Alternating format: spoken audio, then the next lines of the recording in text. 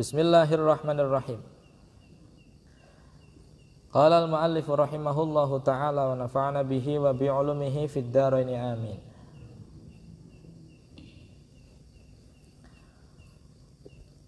Wa dukhulul waqti ay wa min syurutis sholati dukhulul waqti, lan mlebu waktu. Jadi termasuk di antara syarat sahnya sholat adalah masuknya waktu, sudah masuk waktu. Nisbate zuhur ya wis mlebu waktu zuhur. Nisbate maghrib ya wis mlebu waktu maghrib. Jadi kalau melakukan sholat sebelum waktunya atau di luar waktunya, maka sholatnya tidak sah. Tidak sah menjadi sholat wajib zuhurnya. Zuhur jam 12, tapi kok sembayangnya jam 11:30, ya tidak sah. Ya tidak sah.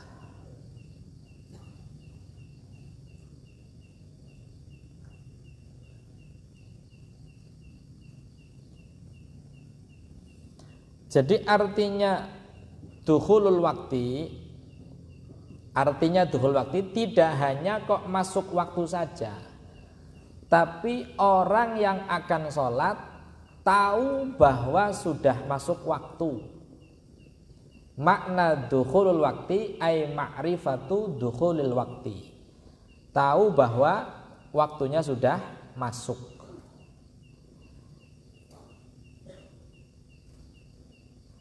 Dengan cara yakinan au dhannan, artinya yakin sudah masuk waktu, atau dengan dhon, dengan persangkaan yang kuat. Angger yakinan jelas ketika zuhur bayang-bayang suatu benda sudah tergelincir, artinya sudah berada di sebelah timur nisbat Indonesia. Berarti sudah yakin masuk waktu zuhur.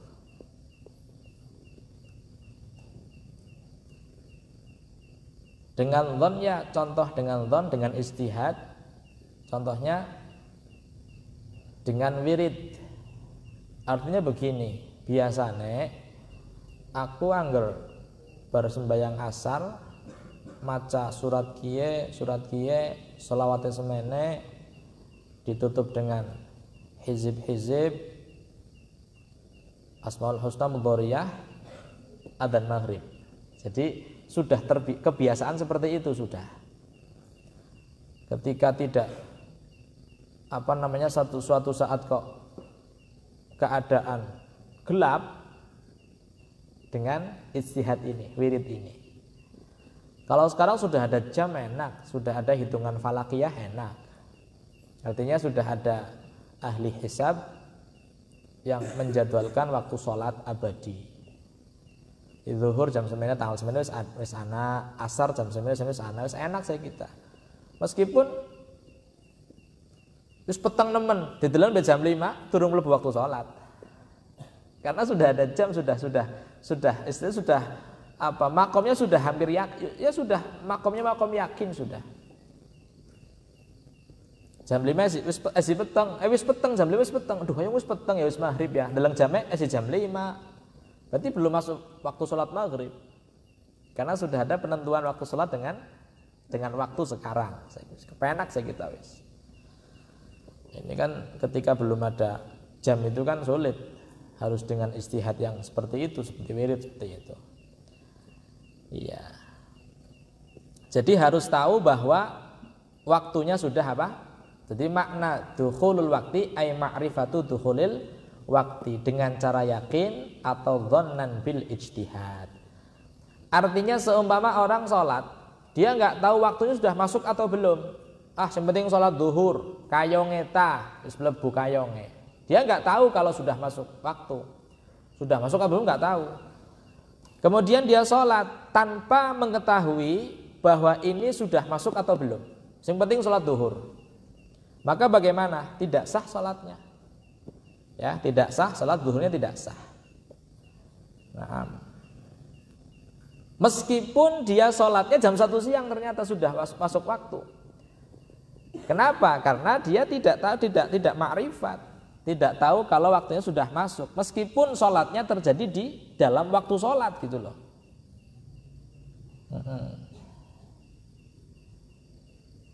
Karena tidak memenuhi syarat yaitu ma'rifatu dukhulil waktu. Jelas nggih? Seperti itu. Berarti dia ketika masuk waktu wajib sholat lagi. Artinya sholat yang dia lakukan belum menggugurkan kewajiban sholatnya dia hari ini. Dia belum dihukumi belum sholat fardu, belum sholat duhur dan sebagainya, duhur contohnya.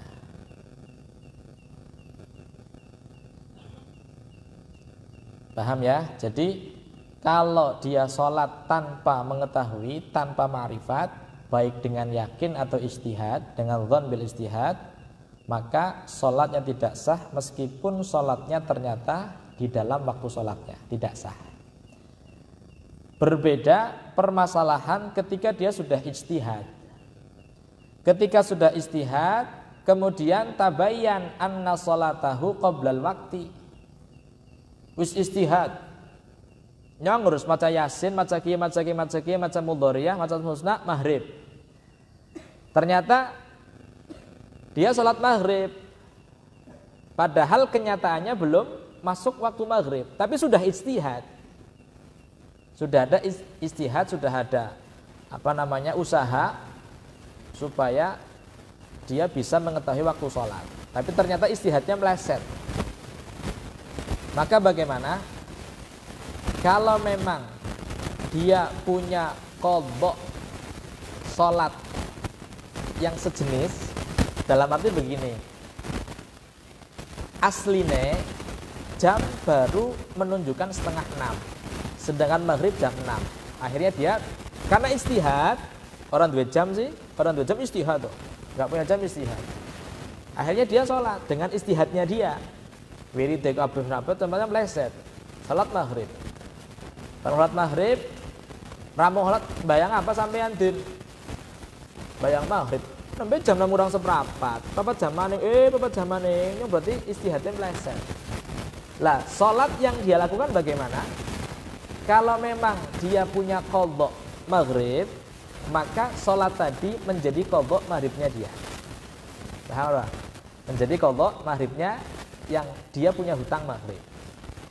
Tapi kalau dia tidak punya hutang sholat maghrib, pepek maghribnya, maka sholat tadi waqa'at naflan, menjadi sholat apa? Sholat sunnah. Mendapat pahala sholat apa? Sunnah. Maghribnya dia hari ini belum dilakukan. Makanya gini ya, ini contoh. Ada orang sholatnya menggunakan ijtihad, dzan, ijtihad yang kuat,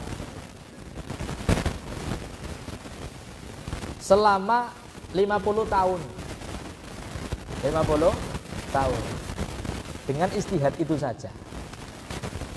Ternyata sholat yang dia lakukan selama 50 tahun itu qoblal waktu, dilakukan sebelum masuk waktunya. Sebelum apa? Waktunya. Seketahun loh. Jadi selama ini saya sholat belum masuk waktu. Tapi dia sudah ijtihad. Syaratnya apa? Ijtihad. Nisbatnya dia nggak punya jam lah alhasil. Maka berapa dia qadhanya?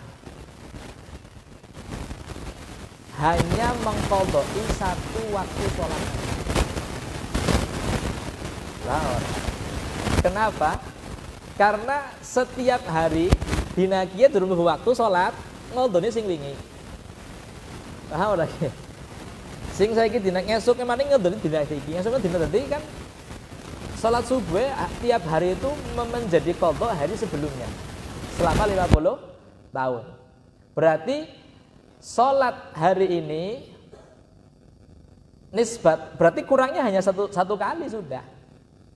Karena selama 50 tahun setiap harinya itu kan nambal utang sing wingi terus. Nambal dindake utang subuhe utang. Ya. Sing maning ijtihad salat maning nambal sing wingi. Jadi salat yang jatuh hari ini menjadi qadha hari sebelumnya. Berarti yang belum disolati hanya hari ini saja. Makanya ketika sudah tahu loh jebule belum waktu sholatnya, berarti hari ini dia melakukan 2 sholat. Sholat pertama untuk qadha hari kemarin, sholat yang kedua qadha hari ini. Jelas apa enggak?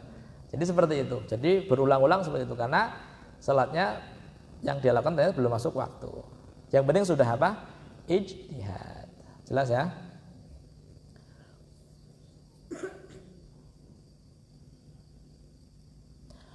Wal islamu lan syarat saya sholat malih Islam, agamanya Islam.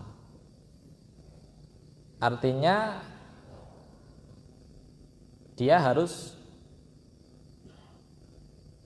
Muslim. Orang kafir sholat tidak sah sholatnya. Tapi orang kafir ketika praktek sholat dia menjadi Muslim. Karena di akhir sholatnya dia mengucapkan apa? Syahadat. Ya mana sih? Iya. Asyhadu an la ilaha illallah wa asyhadu anna muhammadar rasulullah. Berarti dia menjadi orang Muslim. Kalau menjadi Muslim, berarti dia sudah wajib apa? Sholat. Kok ternyata kafir lagi ya murtad. Wong murtad tetap kewajiban sholat.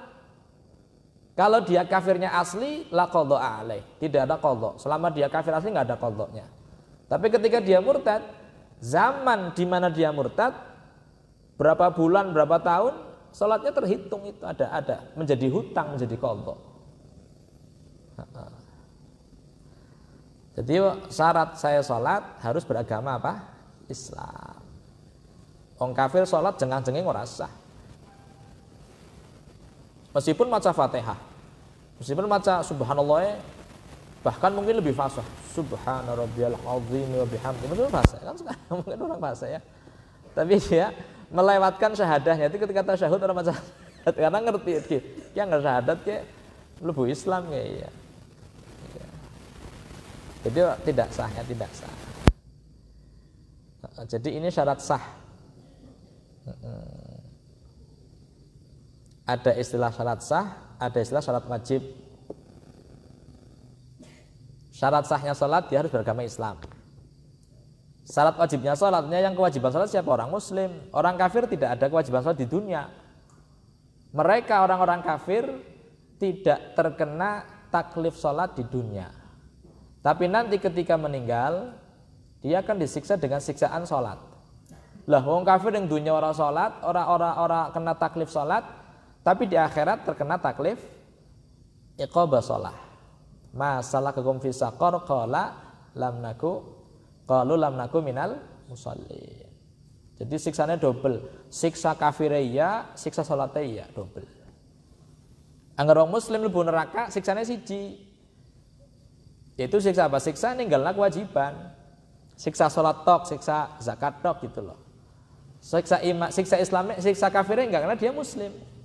Mlebu neraka ya digebuknya gebukan salat. Wong kafir double, kafir iya, dur, salat iya, dur 2 kali. Wat tamyizu lan tamyiz.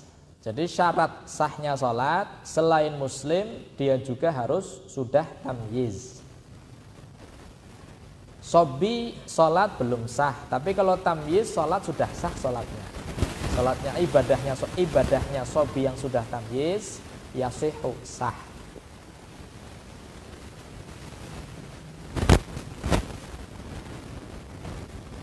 Siapa itu sobi yang mumayyiz itu siapa sih? Mumayyiz itu kan belum baligh tapi sudah tamyiz. Dhabitnya apa? Dhabitnya adalah ayyasira tiflu bihaitsu ya'kulu wahdahu wa yastanji wahdahu wa yashrabu wahdahu. Anak kecil yang sudah bisa makan sendiri, minum sendiri, istinja sendiri. Itu disebut apa? Mumayyiz. Jadi bocah cilik wis bisa mangan dewek, wis bisa ngombe dewek, wis bisa cewek dewek, tamyiz. Ibadahnya sahih.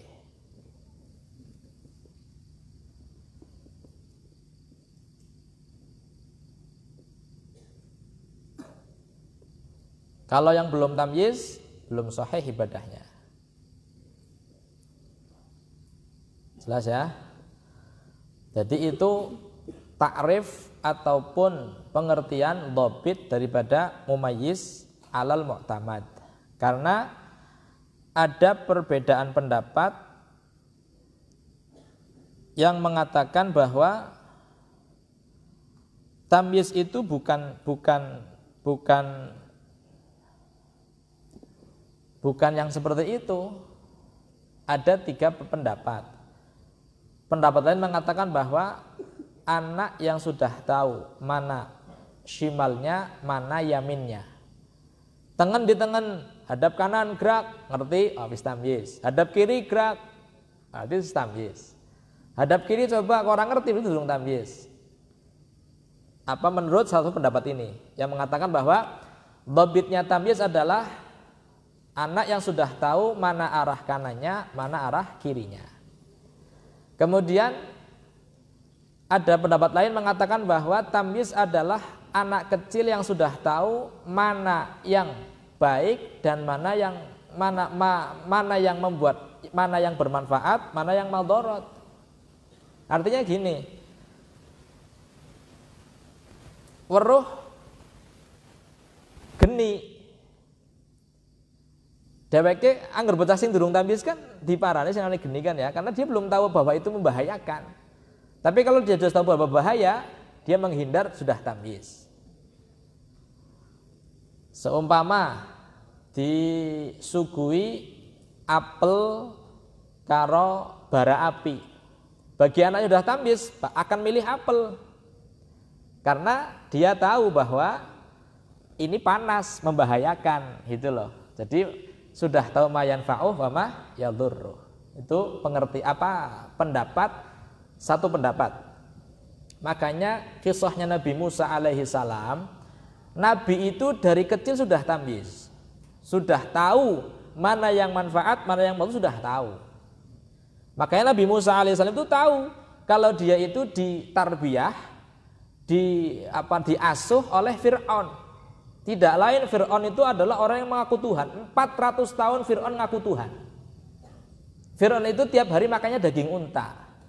Dia tidak BAB-nya itu 40 hari sekali. Fir'aun ini ngisinya 40 dina sepisan. Itu Fir'aun. Makanya dia mengaku Tuhan gitu loh. Lah Nabi Musa ngerti, dia musuh Gusti Allah. Dia sudah punya fitnah, sudah punya kecerdasan tamyiz. Bocah cilik kan kadang-kadang ngaploki rai ya, Bocah cilik kan ngaploki rai kan seneng dengan bocah cilik. Seneng tenan. Arek orang ngaploki temenanan. Plak kono. Karena ngerti, plak, tadi ngeplake lah bocah cilik ya. Jenggotnya dicabuti sampai getian. Ki bocah cilik tapi kok njabuti jenggot temenanan sih. Musuh Gusti Allah. Ngono. Fir'aun kan curiga, ki bisane bocah kok jare Asiae bojone bocah cilik dimaklum Mas, bocah cilik. Ya cara ngeplak ya bocah cilik kan orang ngerti, padahal dia Nabi. Ora pantek tes kayak apa? Dites dening Fir'aun, acak tes bae. Disuguhi roti karo bara api. Hah? Nggih terus niku. Roti karo bara api. Angger bocah sing durung cerdas, durung paham, mesti njugute bara api karena itu menarik. Abang kan mereka apik, mesti njugute kue. Angger njugut roti berarti bocah wis pinter ya. Ngerti disebahayane di sing manfaati. Nabi Musa alaihissalam ngerti cerdas. Sing manfaati apa? Roti. Ini membahayakan. Tapi begitu tangannya akan meraih roti, dan yang malaikat jadi disikena, jugutnya kayak baik. Jadi jugutnya apa? Bara api. Panas nangis. Ya Mas, diomongnya bocah cilik. Jugutnya mesti iya ya durung tamyiz. Padahal wis tamyiz. Jadi disiksa wit cilik dari Nabi Musa ke Fir'aun. Keplak, ceplak ya lara. Ya jenggotnya ditaruh sampai getian. Ceduk. Orang ngerti bahwa kia pandai Nabi. Awit cilik wis cerdas, wis diwai kecerdasan dari Gusti Allah, wis duwe fatonah, sifat fatonah. Iya, sallallahu alaihi ala nabiyina afdhalus salatu wassalam. Bon wal ilmu bi fardiyatiha wallahu alam. Bisawab. Mugi manfaat fid din wal akhirah amin Allahumma Amin. Bismillahirrahmanirrahim. Bismillahirrahmanirrahim. Alhamdulillahirabbil alamin arrahmanirrahim maliki yaumiddin. Iyyaka na'budu wa iyyaka nasta'in ihdinas siratal mustaqim siratal ladzina an'amta 'alaihim ghairil maghdubi 'alaihim waladdallin. Rabbi ighfirli wa li walidayya amin. Assalamualaikum warahmatullahi wabarakatuh.